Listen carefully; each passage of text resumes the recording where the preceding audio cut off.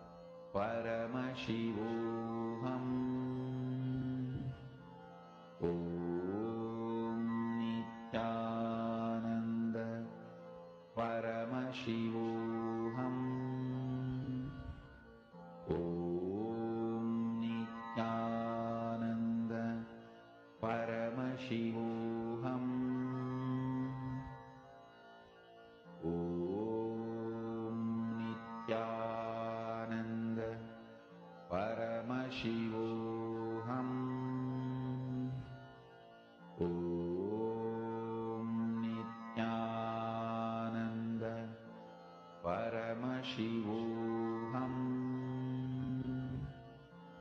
Om Nithyananda Paramashivoham. Om Nithyananda Paramashivoham. Om Nithyananda Paramashivoham. Om Nithyananda Paramashivoham. Om Nithyananda Paramashivoham. Om Nithyananda Paramashivoham.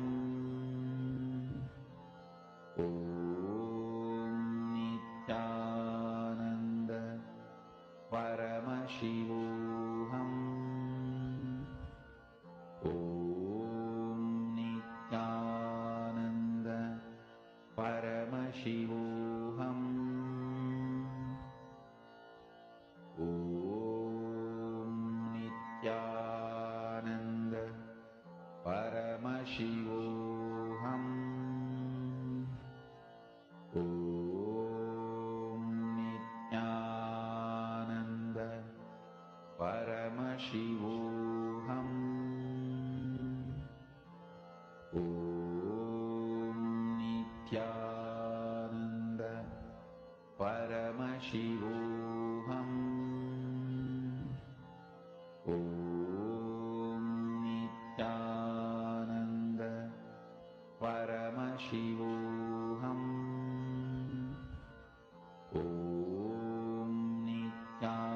Nithyananda Paramashivoham.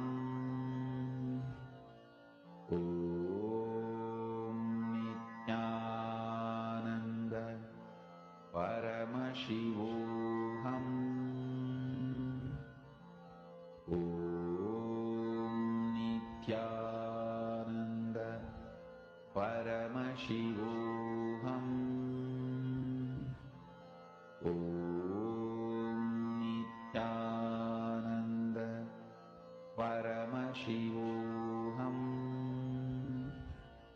Om Nithyananda Please relax. Paramashivoham. I request all the participants to now slowly open your eyes and you can detail out in the chat whatever Swamji showed you.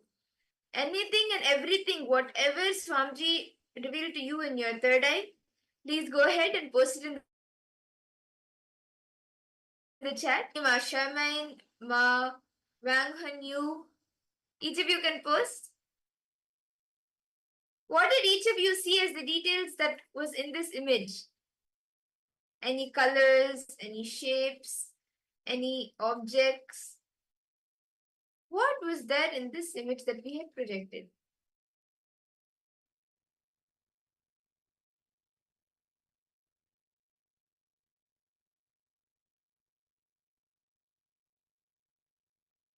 I request all the participants to take a moment and detail out in the chat.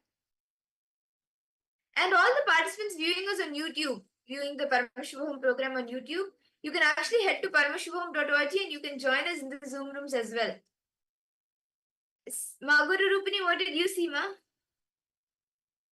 Ma Siyavu.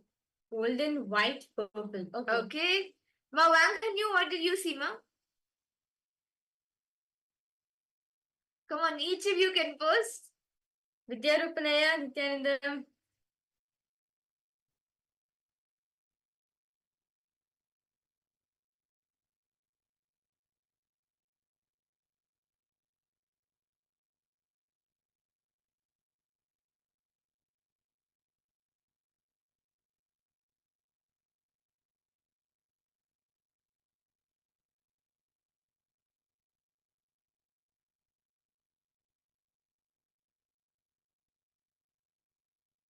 Okay.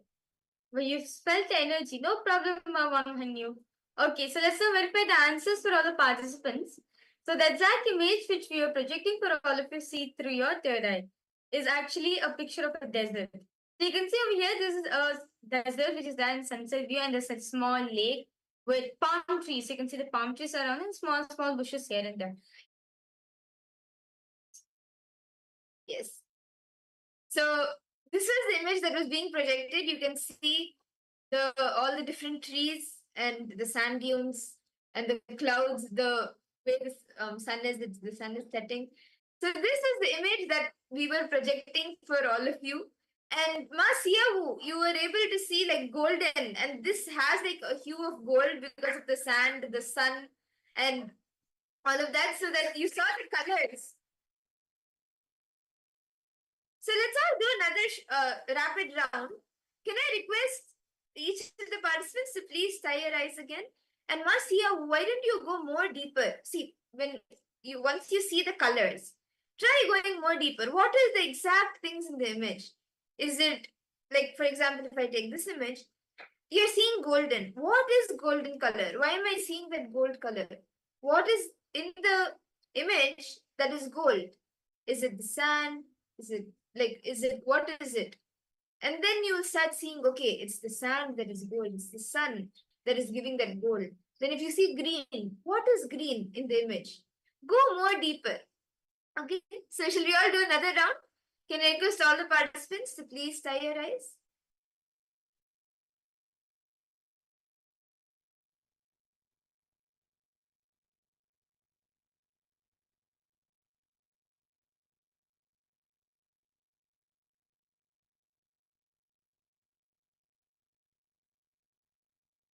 Okay. So now we'll be projecting an image for all of you. Connect intensely with Swamiji and start seeing through your third eye. What is this image? What does this image consist of? Nithyananda Paramashivoham Om Nithyananda Paramashivoham Om Nithyananda Paramashivoham Om Nithyananda Paramashivoham Om Nithyananda Paramashivoham Om Nithyananda Paramashivoham Om Nithyananda Paramashivoham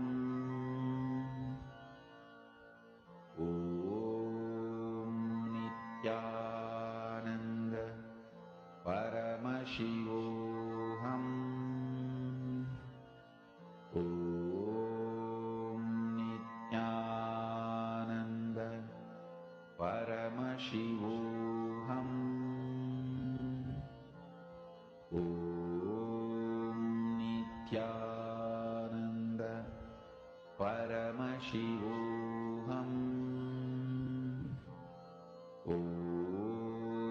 Nithyananda Paramashivoham Om Nithyananda Paramashivoham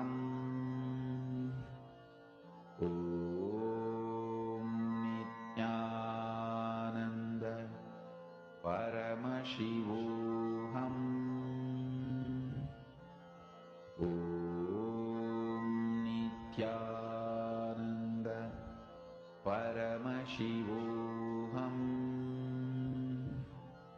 Om Nithyananda Paramashivoham Om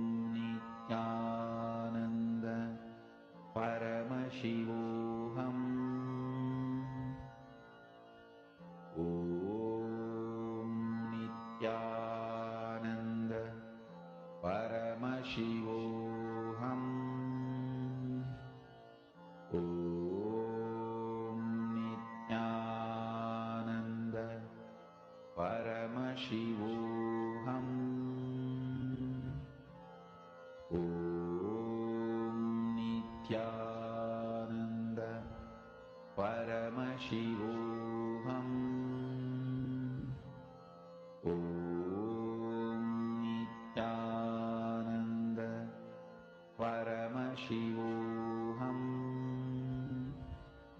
Om Nithyananda Paramashivoham. Om Nithyananda Paramashivoham. Om Nithyananda Paramashivoham. I request all the participants to now post in the chat, detail out in the chat every single thing that Swamiji revealed to you. Do not guess, do not filter out anything. As Swamiji showed you, just as it is, please post it in the chat. Ma Siyavu, Ma Wanghanyu, Ma Shamain, Vidyarupanaya. Each of you can post whatever Swamiji revealed to you. Ma Aguru Rupani, what did you see, Ma?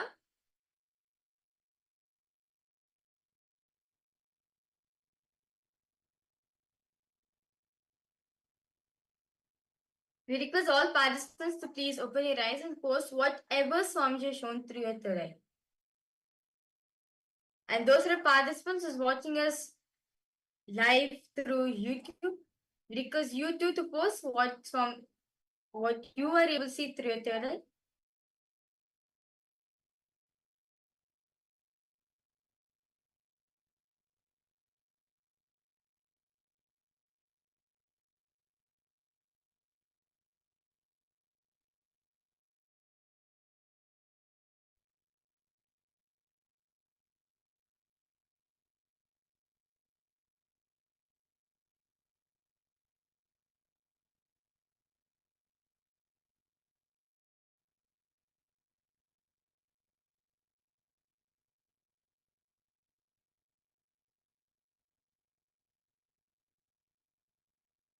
Okay, you saw the picture.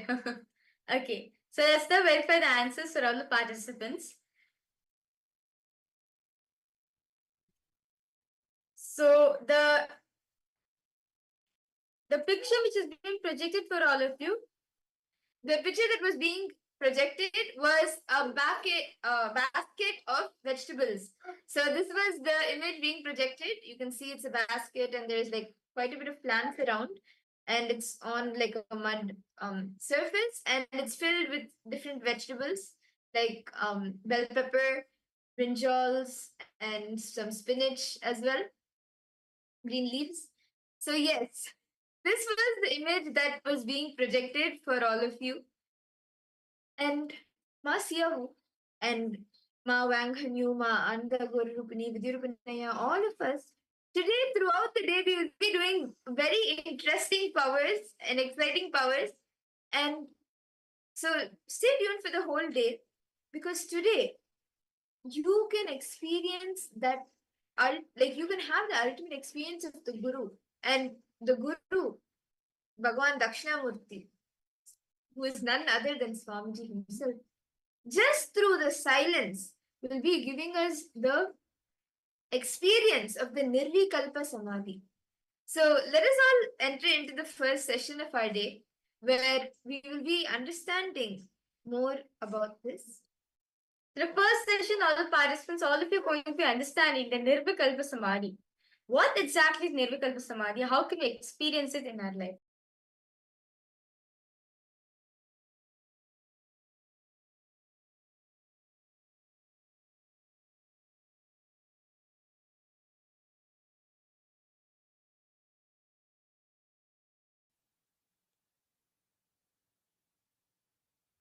Paramashiva's message directly from KAILASA.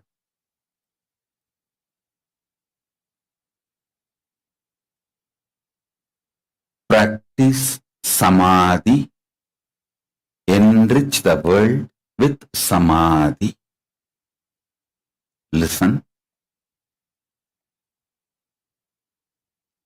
Whether the individual problems you are facing, your personal health related issues, or the whole world health related issues,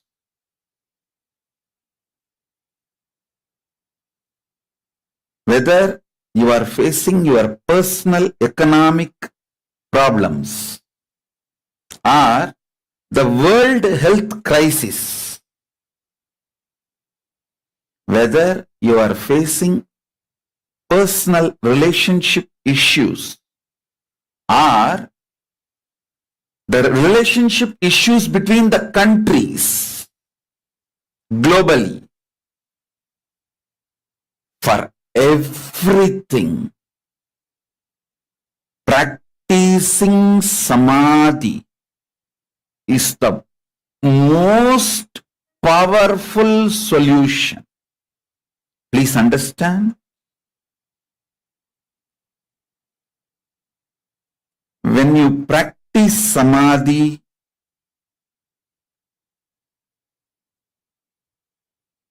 everything in your control becomes conscious, powerful, right and best for you and for the world.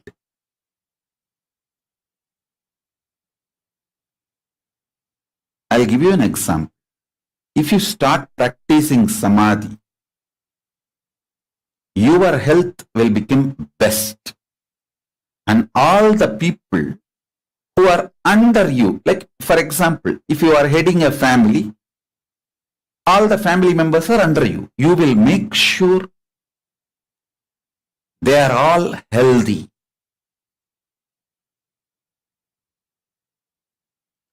If you practice samadhi, you will keep your relationship with you best, and everyone who is under you, around you, all their relationships best.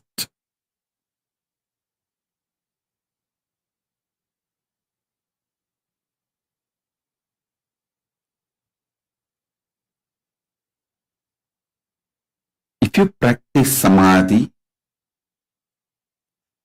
you will keep yourself highly conscious. See, unconscious blind spots, which is responsible for almost all the problems in our life, will be eliminated.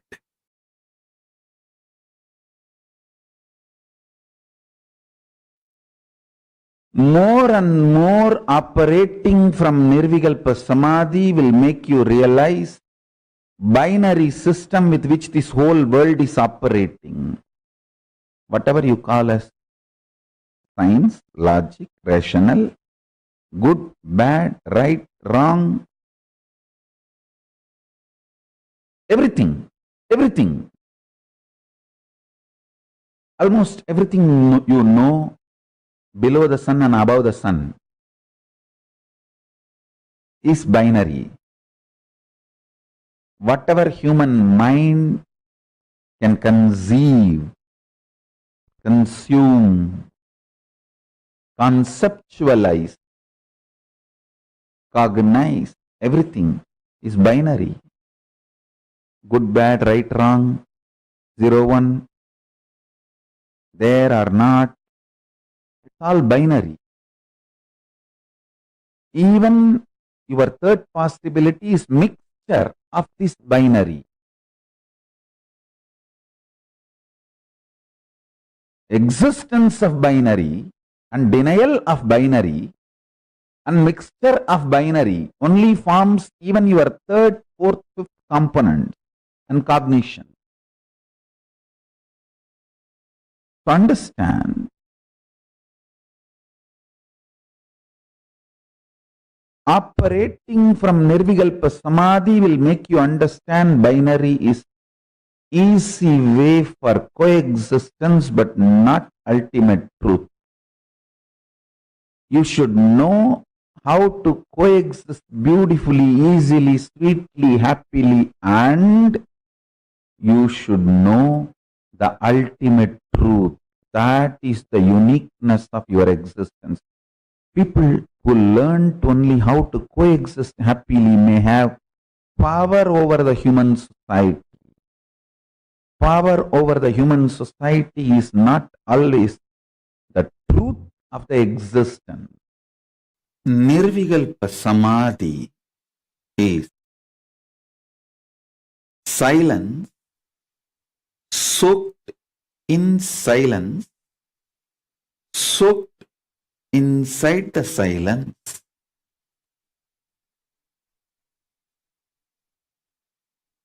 Shanti, soaked inside the Shanti, soaked inside the Shanti. Listen. I'll repeat. Nirvikalpa Samadhi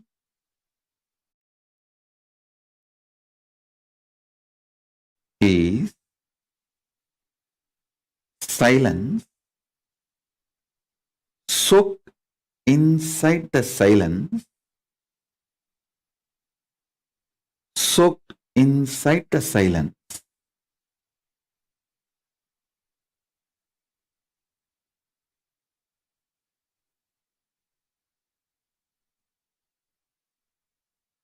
Contemplate on it.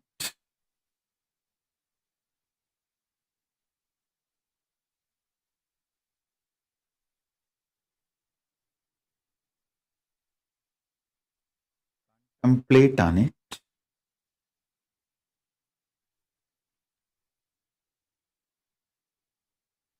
I'll initiate all of you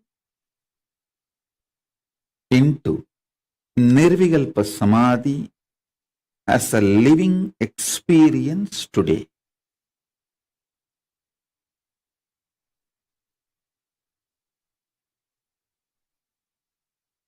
If you are a person using English as the language for your inner talk,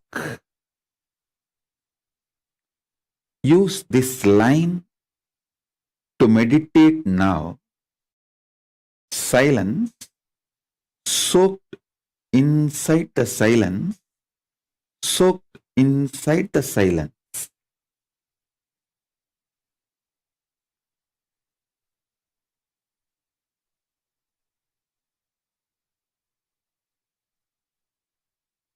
Understand? I'm going to fill you with intense, ferocious, powerful, living silence, not dead silence. Living silence. The silence I am going to inject into your being will touch your Swadhisthana chakra, means it will just terrorize the patterns and fears in you. The fears and patterns will melt down like how the metals melt in the extreme heat.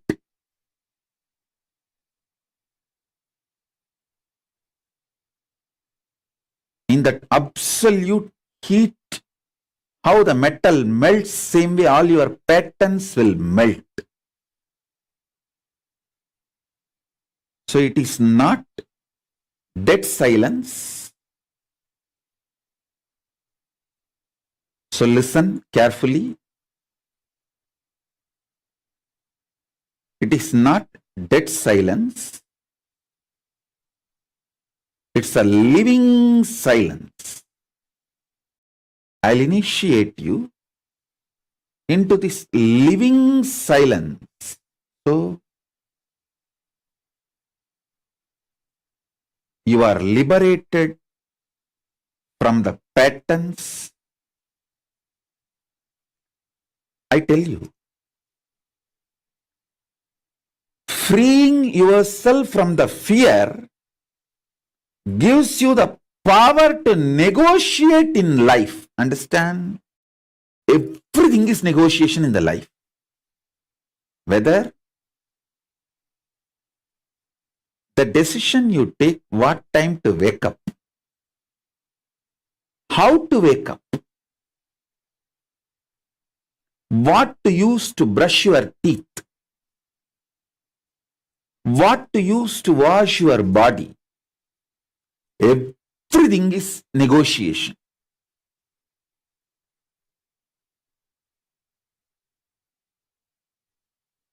Whether you talk to yourself and convince yourself for some activity, or convince your spouse for something, convince your team,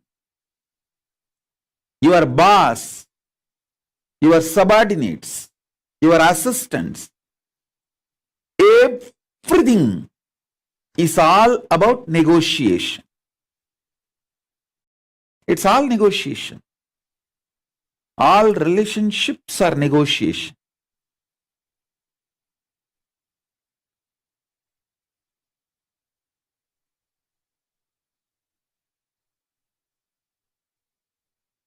When your fear patterns melts away, you will be so clear about the negotiation with the life. You will create such blissful, happy, powerful ambience around you. And you will know very clearly with whom you should negotiate, what, how. You will be the boss of your life if you master your fears and ability to negotiate. That's all. That's all is life. So with this infusing Nirvikalpa Samadhi in you, melting down your fears, I will empower you with the negotiation power. Negotiation skills.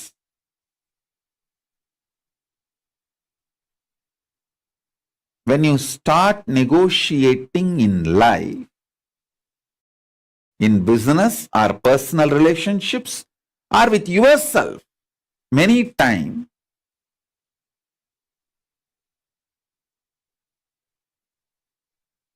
even what time to sleep, what time to wake up, if you learn how to negotiate with yourself, you will be successful in all the lifestyle I am teaching.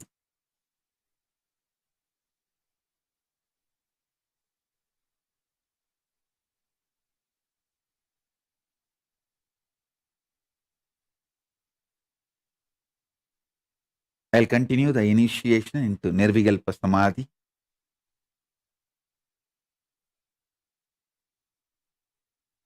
Sit straight. Remember this one line. Silence. Soaked in silence. Soaked in silence. Silence. Soaked in silence. Soaked in silence.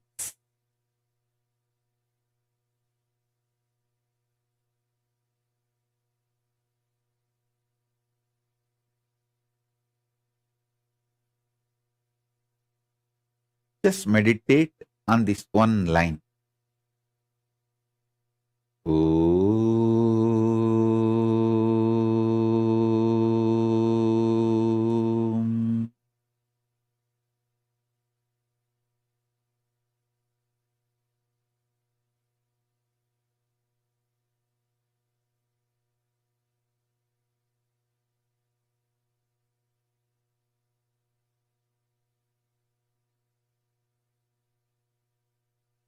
With the grace of Paramashiva, Let unclutching, nirvikalpa samadhi happen in every being here. So shall we start? Listen.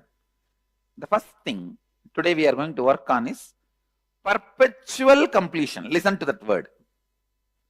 Perpetual completion means constantly being in the space of completion and joy. Please understand, if anything stops your constant joy, you are worried about your business, you are worried about your career, you are worried about your health, you are worried about family, you are worried about relationship, please be informed. In that field, you will only fail. You are worried about certain aspect of your life which stops you being in the space of completion or bliss is not going to make you successful in that field. Please be informed, what I am talking is the cosmic law of life. Don't think, I'll constantly be thinking only about my business, so I'll be successful. No. See, if you are constantly in the completion, out of completion when you do, that will be successful. But not out of powerlessness and worry. How many of you are exactly catching what I am saying? See, if your career, if your business, if your family, if your health, anything distracts you from being in the space of completion, the first thing you need to do is completion. Then the business, family, health, everything will be successful. Everything will be successful. But without that, any plan you do, it is like a spraying scent. How much ever scent you spray on the bull, let's use holy word, cow dung. In West they use drastic word. How much ever you spray, you can't change the smell. Same way, how much ever you brood over on your incompletion, out of your incompletion, it will never lead to success. I'll give you more precise example. You have somebody has a health issue and he thinks, once this health issue is settled, I am always in completion. I'll be in bliss. It will never happen. It will never happen. Once this family settles, I am always in the space of completion. I will always be in the space of bliss. That is never going to happen. Once these office issues are settled, I will be always in the bliss. What Swamiji's bliss? I'll be more blissful than him. Please understand, whenever you postpone your completion for some outer happening, be informed you are not going to reach it. What I am talking is the simple, straightforward law of life. We always think, no. I am happy in many things. Only this, that once that is done, I'll be happy. Please understand, completion, bliss, fulfillment, peace, joy. Actually, all these are different words for the same space. Is not going to come if you are waiting for certain situation to bring that into you. How many of you are catching the definition I am giving? If you are waiting for certain situation to bring that into you, be informed, you are not going to catch it. You are not going to get it. That is not the law with which incompletions work. So be very clear. Perpetual completion is the first priority. Catch the perpetual completion, then you will see in your life the whole ball rolling. Whatever you want happening, whatever you want is just expressing. I tell you, how much ever you try to ask for the shortcut, the most shortest cut is bring authenticity and completion to you. Bring authenticity and completion to you. That is the only way power, energy, auspiciousness, fortune, everything good will express. Everything good will express. And I tell you, perpetual completion keeps your kundalini high as possible. And that only makes you do everything successful. Everything successful. Like whether the powers you want to have health, or the powers you want to give health, or powers you want to have wealth, or powers you want to have to give wealth, or the powers you want to have like a third eye opening, blindfold reading, or anything for yourself or others. Perpetual completion forms the basis. Please mark the word. Perpetual completion means continuously enjoying completion. Continuously enjoying joy. Continuously living happily.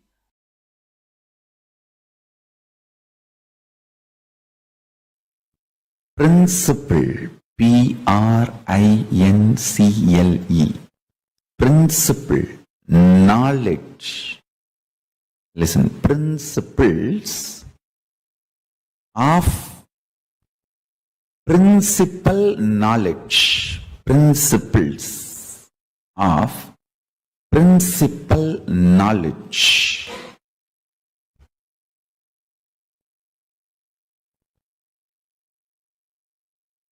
Root and source of all knowledge, existence, is nirvikalpa samadhi. Understand? The principle, source of the principal knowledge, principles of principal knowledge. I'm trying to put it in multiple ways. Straight, simple, in one line I can say, source of all knowing is nirvikalpa samadhi. It is too easy to achieve because every breath takes turn touching your nirvikalpa samadhi space. Means if you are breathing from nirvikalpa samadhi. If that nirvikalpa samadhi stops reflecting on your body, it becomes dead. Nirvikalpa samadhi is a tattva. Only if that is reflecting.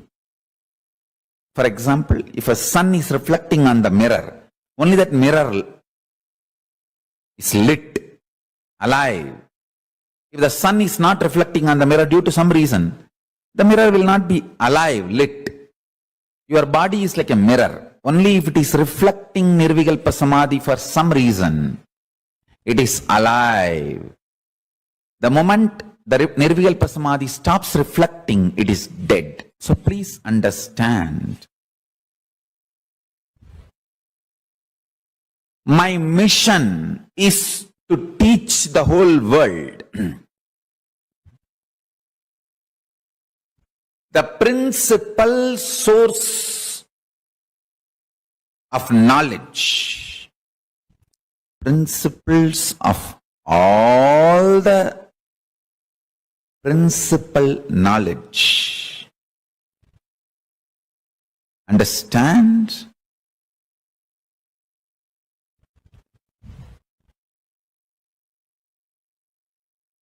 Is Nirvikalpa Samadhi. Listen.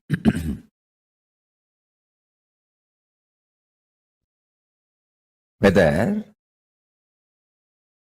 the knowledge about the cosmology or astrology, astronomy, physics, chemistry, biology, any level, any knowledge, I tell you,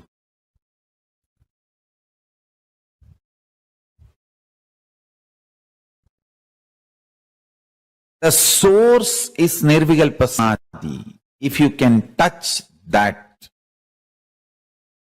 you will have something original in your life.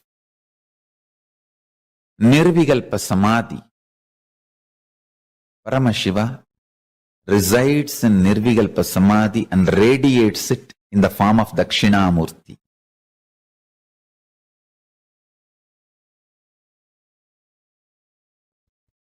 In all our temples, Dakshinamurti radiates the biology of Nirvikalpa Samadhi. Anybody wants Nirvikalpa Samadhi?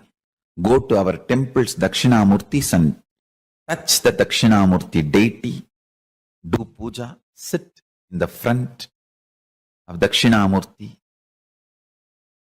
sit in front of the third eye of Dakshinamurti and just see him with your third eye. You will fall into Nirvikalpa Samadhi. He carries the very bio-memory, conscious decision, will to be in Nirvikalpa Samadhi. In Nirvikalpa Samadhi, all will melts down. That tattva, Nirvikalpa Samadhi tattva, radiates as a living will in all our Dakshinamurtis. Understand?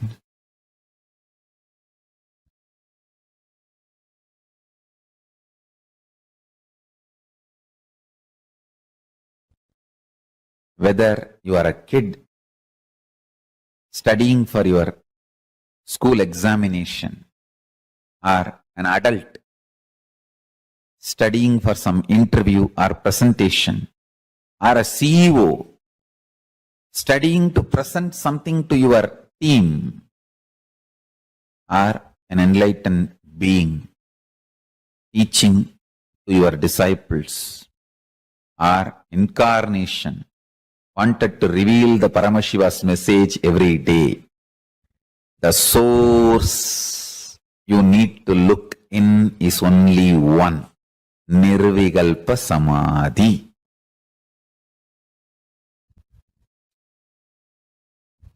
Nirvikalpa Samadhi makes a tireless inner space. So, it's an amazing combination of ultimate memory power,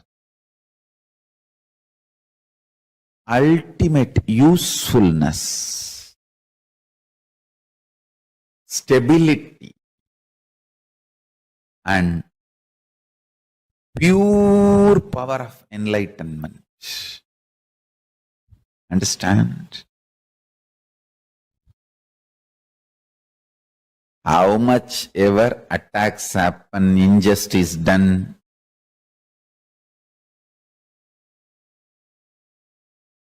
you can see every day, I come and sit, go on revealing original truths. Listen. Every satsang is I am opening my inner space, KAILASA, for all of you to taste. you can see very clearly all the assassination attempts or lawfare, injustice, defamation, abuse done in every level.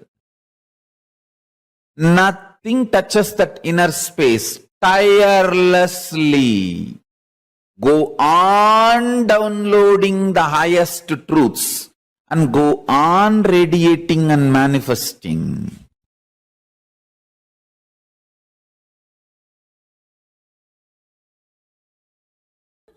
You see, whole day, your mind will be planning, thinking, preparing your reply, and it will be depressed, heavy.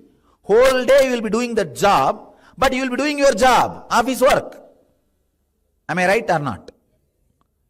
When you can be depressed and do your office job, why can't you be liberated and do your office job? Simple logic. When a part of you can be depressed and continue your office job, why can't part of you be unclutched and continue the same office job? It is possible. We never tried. It is possible. We never tried. Understand? Even if part of you is depressed, tensed, planning for your evening fight, you are doing your job. You are doing your office job. You are making decisions. You are doing all your work. Everything is going smoothly. Everything is handled. You can see many times. You will sit in your car, drive more than half an hour. Only when you reach your office and switch off the car, you remember you drove for half an hour. You only took right, left, gave brake for the signal.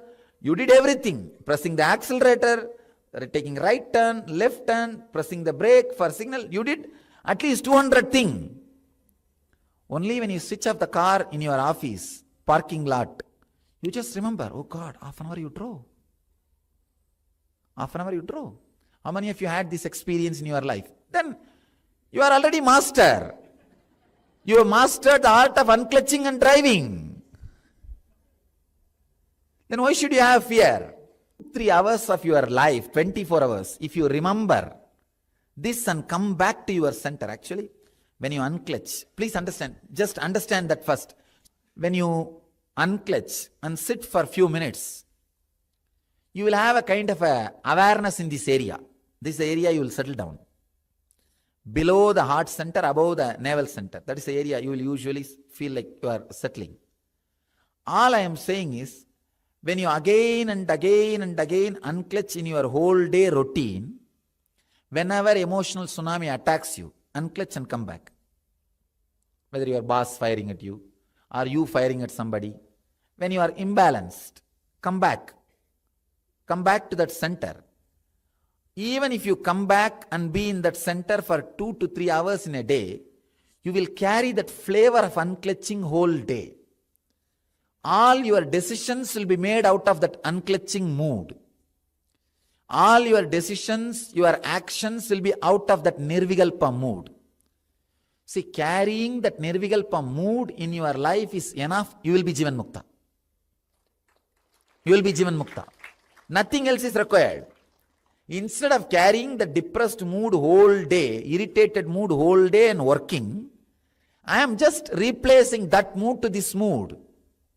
Actually, what will happen, if you practice the replacing of irritation mood to this unclutching mood, within a month you will see, you just start rejoicing that unclutching mood. The time in which you stay in that unclutching mood will start expanding. The recovery time from any tsunami will start reducing. The first 10 days, the recovery time will be 2-3 hours. If you had a fight, it will take 2 hours for you to recover and come back to the center. After a month, it will be half an hour. After 2 months, it will not be more than 3-4 thought. 3-4 thought. Hey, all right, this is what, come on, get back, over. Nothing else. recovery time, reducing the recovery time is Nirvikalpa Samadhi. Understand? I am making the whole thing practical day to day. If you lose something, think it is a Guru Dakshina given to me. Forget about it. I tell you, just a simple process. Anything which creates agitation in you, irritation in you, raises the heat of your blood. Just say, unclutch.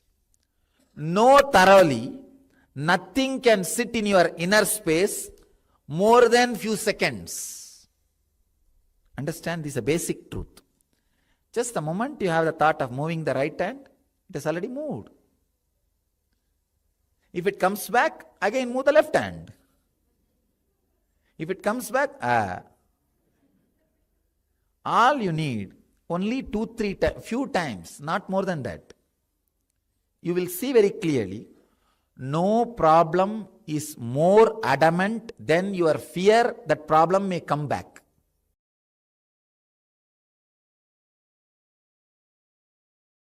One of the biggest enemy stopping you experience Nirvikalpa Samadhi is your self-criticizing pattern.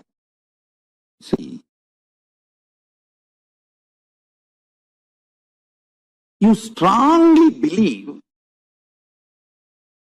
you have not achieved oneness, Nirvikalpa Samadhi, unclutching, completion, because there is a definition for that state and that definition is not manifesting in you. You are such a, first of all, any person who thinks there is a definition for Nirvikalpa Samadhi, there is a definition for oneness, is a fool. Your mind cannot grasp even the definition. Forget about using the definition as the scale to measure whether you achieved it or not. You can do only one thing. Continuously remember to surrender, consciously declare to Mahadeva, Paramashiva, I am consciously declaring.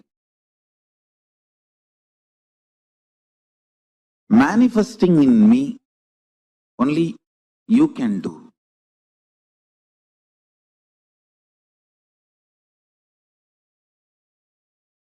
I'll tell you precisely, exactly right attitude. Declare to Paramashiva, Prabhu, really, I personally do not know much about the way you exist. But as per your declaration in Vedas and Agamas and my Guru's confirmation, I have some idea about how you exist. Whether that idea is complete or not, I do not know. But what I know as me, I surrender unto you. I offer me to you. Please, you take away me in you. You radiate. Let you alone exist. Let me experience absolute oneness, Nirvikalpa Samadhi, unclutching, complete completion, or whatever the highest state. I may not know the name or words to describe. Let me experience that. Declare it consciously. Remember one thing. Even if you are consciously enjoying somebody swimming, his brain activities, neuron activity is mirrored in you. Even ordinary swimming, his neuron activities are mirrored in your brain. Can't you understand the great cosmic experience, existence, Paramashiva, when you surrender to him, will his neuron activity not mirror in you? Don't you understand? When you pray, when you decide to have feeling connection, when you declare to have oneness with Paramashiva, be assured simply his neuron activities mirror in your brain. How it should, you don't put a condition. Once you surrender and declare, whatever is happening, decide to know very clearly that is he manifesting. If you are even feeling irritated, what can be done? That is the way he is manifesting. Whatever he is manifesting. Go with that peacefulness, Shanta Swarupa. Then he sinks deeper and deeper into your being. Your being sinks deeper and deeper into his existence.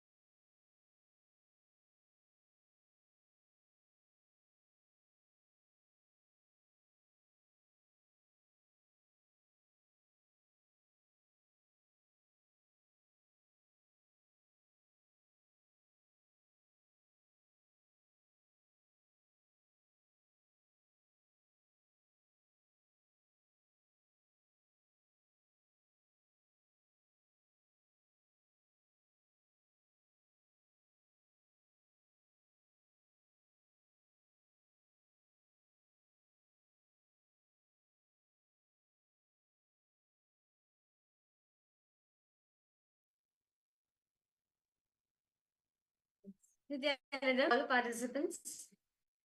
That was a very beautiful session, very beautiful revelation.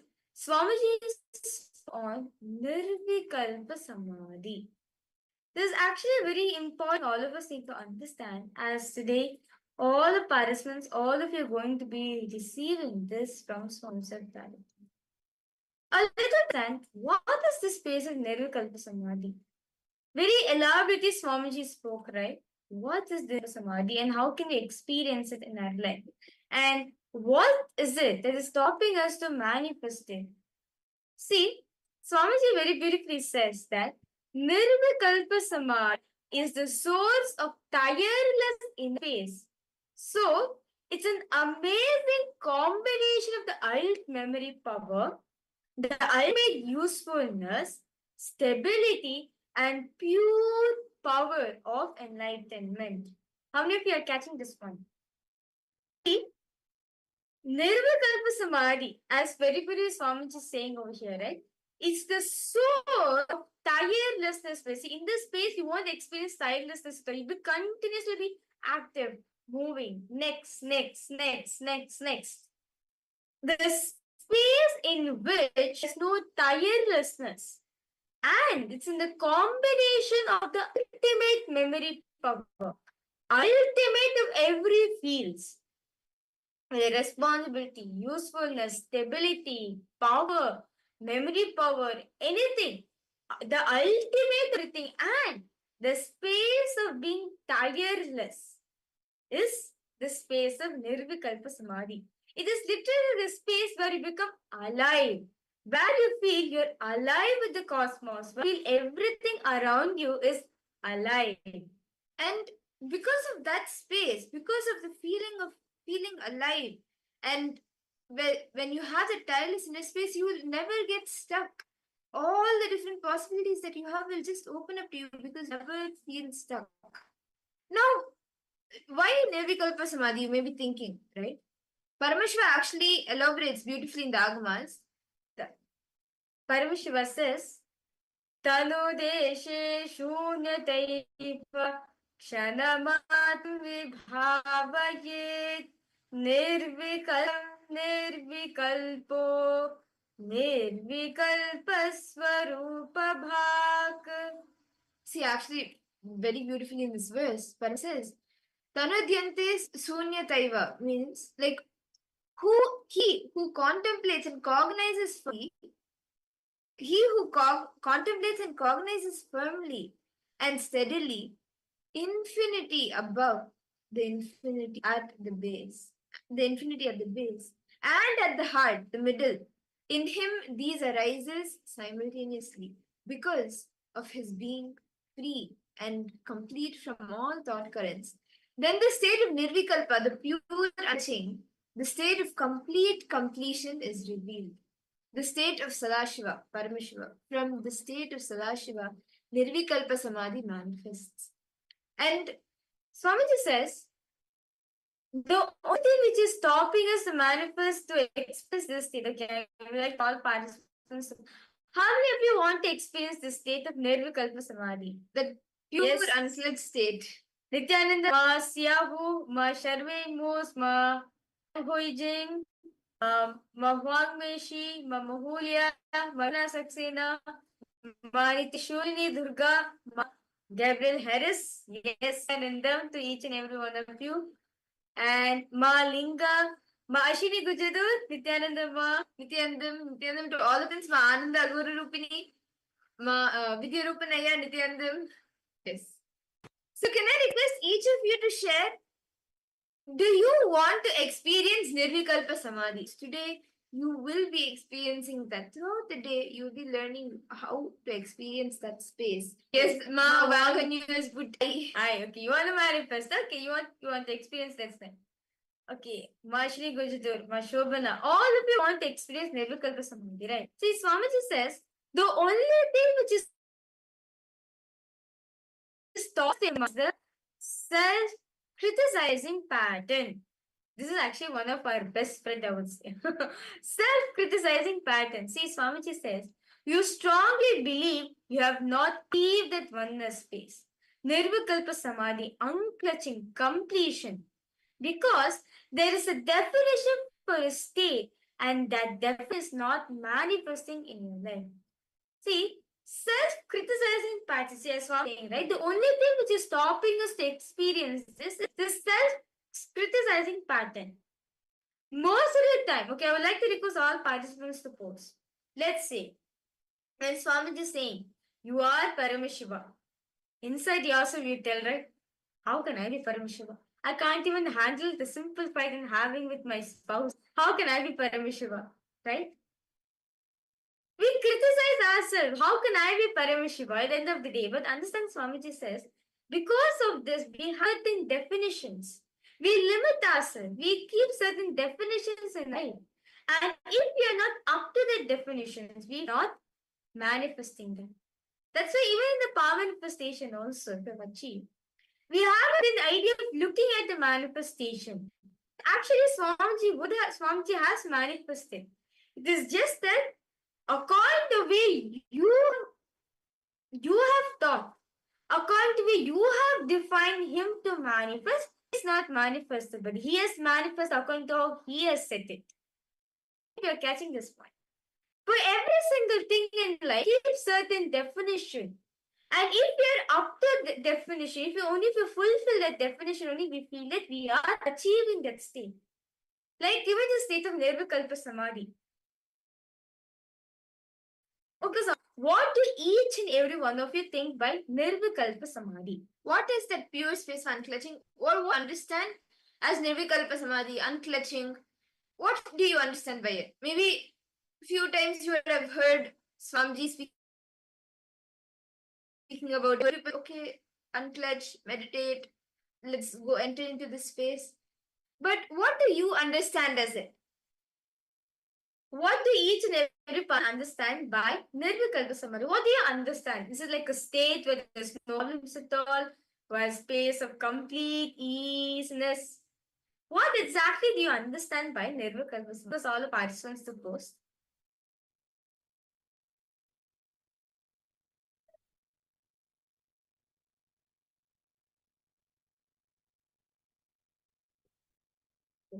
Thoughts not creating shaft.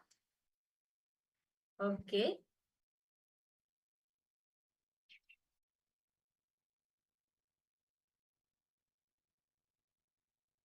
Getting entangled in thoughts, not creating shaft. How about Okay, for what you, else? Malinga?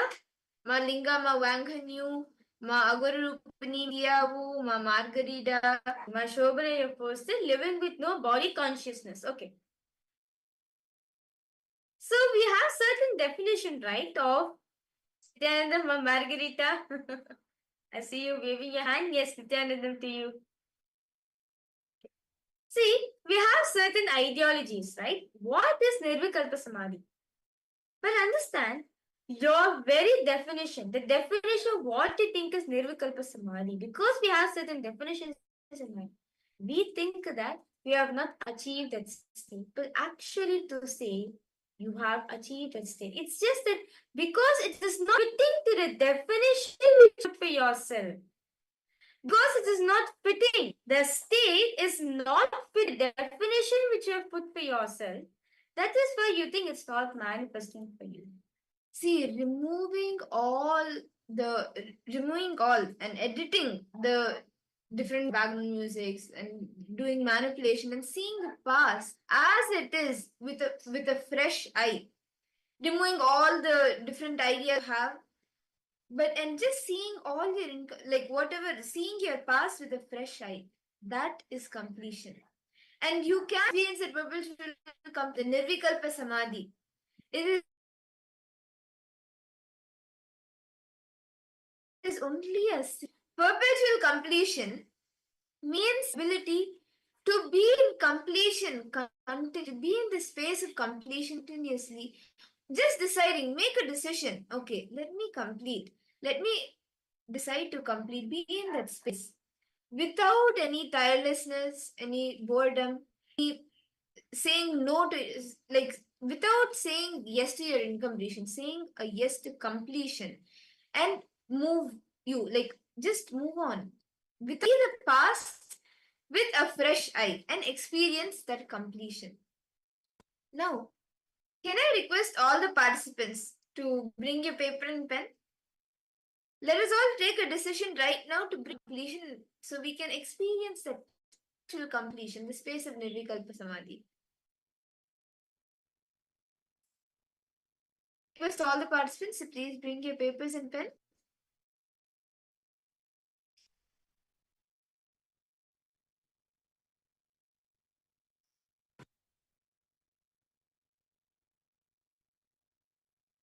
Actually, this state, what Swamiji mean by this Nirvikalpa Samadhi.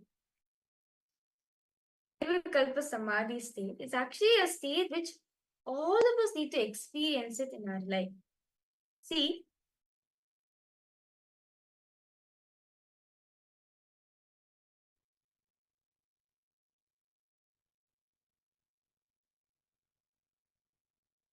understand Swamiji says, whenever you practice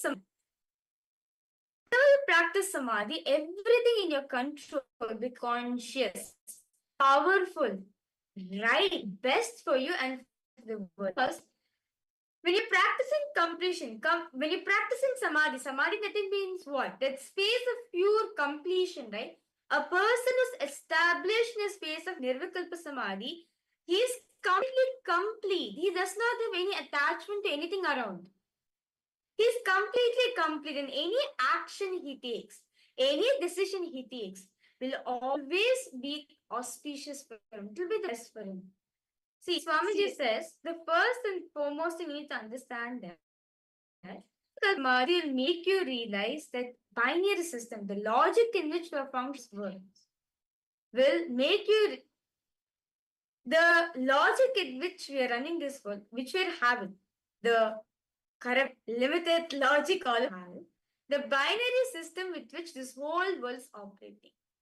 Whether it's like the good, bad, right, wrong, or like seeing, okay, this is everything, anything logical, then this is science, all of that, knowing and anything below the sun or above the sun is not exist, like it is all the binary existence, it is not actually there. That realizing that Nirvikalpa Samadhi has realized that that binary existence is not the ultimate truth. It is not the ultimate truth. And see, he says, what exactly is Nirvikalpa Samadhi? Silence, soaked in silence. Silence, soaked in silence. Soaked inside the silence. See, Shanti, soaked inside Shanti. Shanti, inside the Shanti is Nirvikamadi. Like, for example, whenever we see Swamiji, right? Why is it we feel so comfortable? Swamiji is soaked in silence, right? The Swamiji is soaked in silence and is inside silence. Inside Swamiji, there's no thought currents. There's nothing in him. Outside of him, his breathing space, what he radiates, is pure creation, silence. And Swamiji's established silence. This is what Swamiji meant by Nirvikalpa Samadhi. Silence, soaked in silence, inside silence is Nirvikalpa Samadhi. How many of you are catching this point? This is like a formula Swamiji is giving for each and every one of us to experience Nirvikalpa Samadhi. It is just, there's actually various different things. Unclutching is one of the ways for you to experience Nirvikalpa Samadhi. Where you're just filling the space of silence. See, understand? Two types of silence. One type of silence which creates chaos, which creates inner chatter in you. That is considered just, that is silence. That's also a type of silence. Well, it's our violence-based silence. Inside you, but actually you're quiet, but inside you're also burning. That's called violence. There's one more type of violence, right? There's nothing inside the pure fun. To give an example for the best is Dakshinamurti Swami. So what happened was actually a story which has happened. So yes, there's actually a very beautiful story of Dakshinamurti Swami.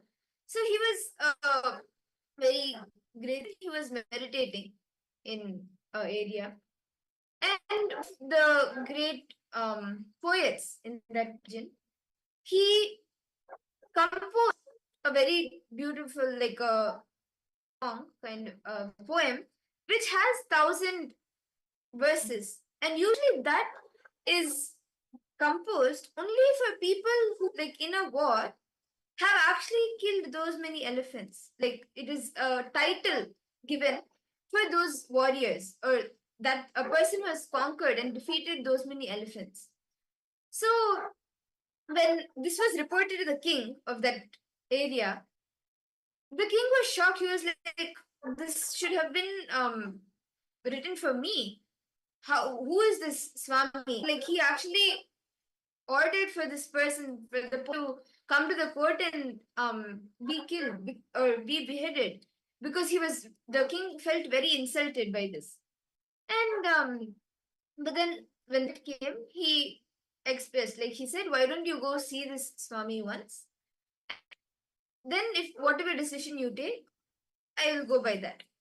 So then the king, he said, they, along with all his entire army, everyone, king and his entire army, all the then like all the soldiers, the elephants, the horses, everyone, they went to where Dakshinamurti Swami was sitting. And the king walked up to Dakshaswamingal. Usually, when a king comes, he's usually used to people getting up and standing and respecting him. Dakshinamurti Swamigal didn't get up at all. But just in that silence, in that space, when the king came to Dakshinamurti Swami, immediately the king just sat down and he just sat down, and even the entire army, they didn't, it was not willingly, it just happened at pure space of Nirvikalpa Samadhi. It just, they all sat down, and for 3 days, continuously, all of them were in that space. And after the 3 days, when Dakshinamurti Swamigal said them to, now they can go back, then the king, this 3 days was in silence, and Dakshinamurti Swamigal, he told them, yes, you can go now. And actually, when the king, as soon as the king enters the place where Murthy Swamigal was sitting and meditating, right? The king was shocked because nobody looked directly into his eyes. There's always the king who looks straight into his eyes, because the citizens, right? The citizen will be looking down, the king only will look straight into his eyes, right? But for the first time in his life, someone's looking straight in the king's eyes. That gave God what a being he is. He just immediately dropped everything and sat. His whole army sat for 3 days without eating. After 3 days, Dakti Goswami says, okay, he's returned back country. Like the Dakshinamurti Goswami said, look at this king. For 3 days, whole army, entire paraphernalia, the whole army is sitting here without going for anything. And look what the king is. And he, okay, you please return back to your capital and please take care of the administration and everything. And after it, the king, right, was so, how he was like in the bliss state, right? As he was not able to believe what just happened. Why not compose 10,000 verse him? Because Dakshinamurti Swamigal was established in the space of Nirvikalpa Samadhi. That silence, soaked in silence, where you are in silence. There's no inner chatter happening around you. Soaked in silence, as in, you're just breathing with that silence. And whoever comes around you, feel that silence energy. See, destroying a few thousand elephants in the war is a great task, and it requires lots of stamina, mental stamina, and that is why only people get that specific title after doing that. But being able to settle and the mind of thousands of people, like 10,000s of people, an entire army of people, that is a great trait. And Dakshinamurti Swamigal did that just in the space of pure silence, the space of Nirvikalpa Samadhi. Yes. How many of you are understanding? And see, even you can experience space of Nirvikalpa Samadhi. Can I request each of the participants to bring your paper and pen and look in and see all the incompletions that are coming up in you? Just sit with yourself and see what are all the different incompletions that comes up in your mind, in your inner space. And just sit for a few minutes, read those incompletions, read them and relieve those incompletions, and decide to bring completion, the perpetual completion, Nirvikalpa Samadhi.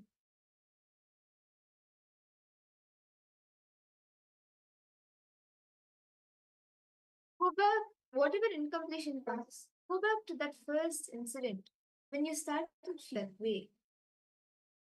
Why did incompletion get triggered in you? Look into that.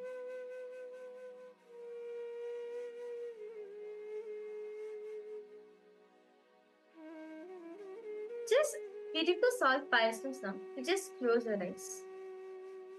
Yes. Witness everything happening in you. If any thoughts, if any incompletion arises, complete with it. Just drop any incompletion coming in your way.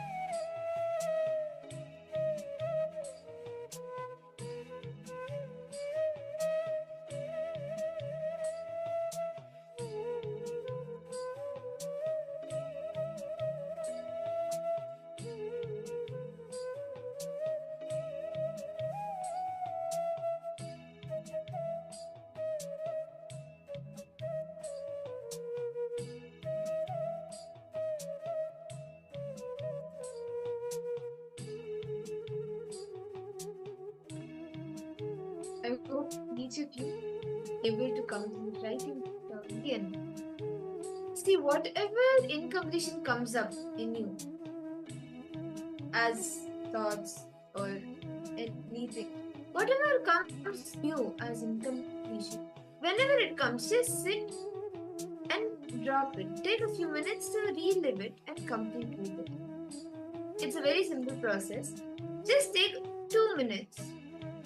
Anything which creates agitation in you, irritation in you, or raises the heat of your blood, just say unclutch.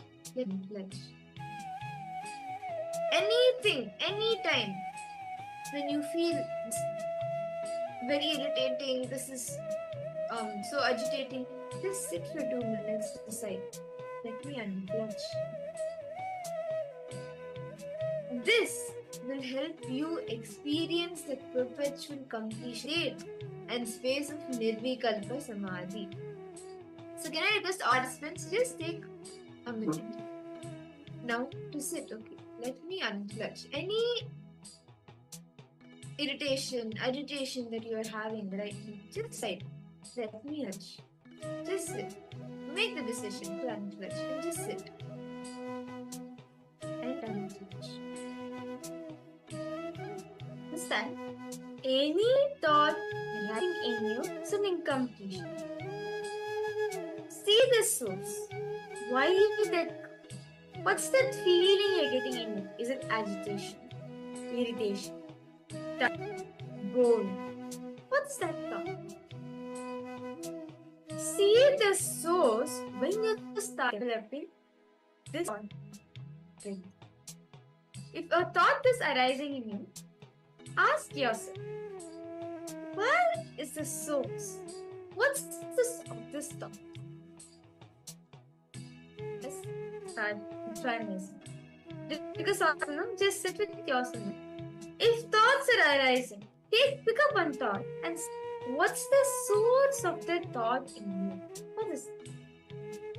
What is it that what's the you get about this thought?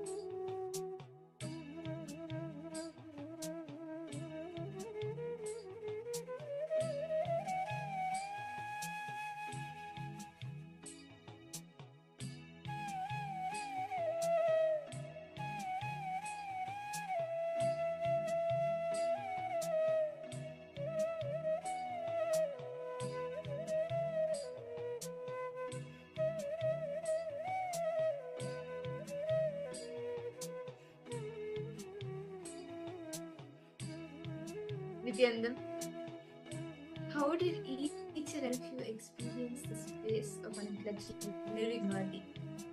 See, understand today, during the all of us and throughout the so we will all be learning about this science of Nirvikalpa Samadhi. How Bhagavan Dakshinamurti, just with the pure space of silence, transmits enlightenment, transmits the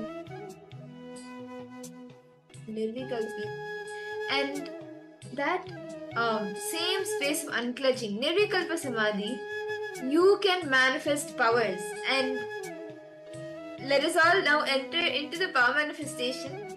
See, when you are in a space of unclutching, power manifestation happens. Or you can also say, when you are manifesting powers, you enter into the space of Nirvikalpa Samadhi, the unclutched space. And today we'll be doing a very interesting power, the power of Sarvajñatva.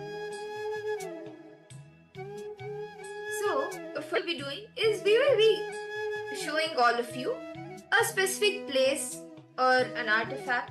It could be anything. We'll be projecting it for you on the screen. Using your third, you will be scanning and describing the place or describing the artifact, what place it is, what artifact it is, what does it contain, what does it have, what is the significance, any significance, all the details of that place or that artifact you will be revealing.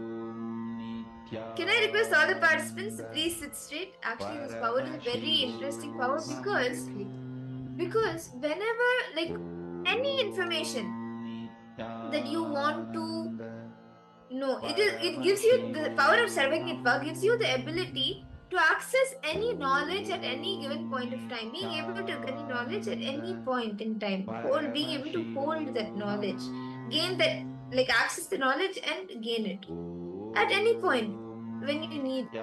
Now, for example, if I take the story or like the life story of Ramanujan, the way he was able to connect to his Ishtadevata, just by connecting her, he was able to solve complex maths, which normally the human mind may not be able to. But just by connecting to his Ishtadevata, he was able to download the knowledge, the answer to those complicated math sums and write the answers to complicated mathematics. And that is what each of you will be manifesting today, the power of Sarvajñatva. So now, shall we all enter manifestation in the conversation? I ask all the participants to please sit straight, settle down. And all the participants who are not on camera, I request all please come on camera. And let us start now. Please sit straight. Just enter that space of Nirvikalpa Samadhi, unclutching, perpetual completion. Do not create any thought. Do not sustain any thought. Do not destroy any thought. Let it flow. Let it go. If any thought comes, it's okay. Don't try. Don't tell yourself, okay, oh my god, a thought came, let me stop it. That itself will become another thought. Don't do that. Just observe, okay, this thought is coming, it is going. Just let everything flow. Do not create, sustain, or destroy any thoughts. Remain in that space of unclutching. Now, for all the participants, request all of it, please close your eyes. Connect this function.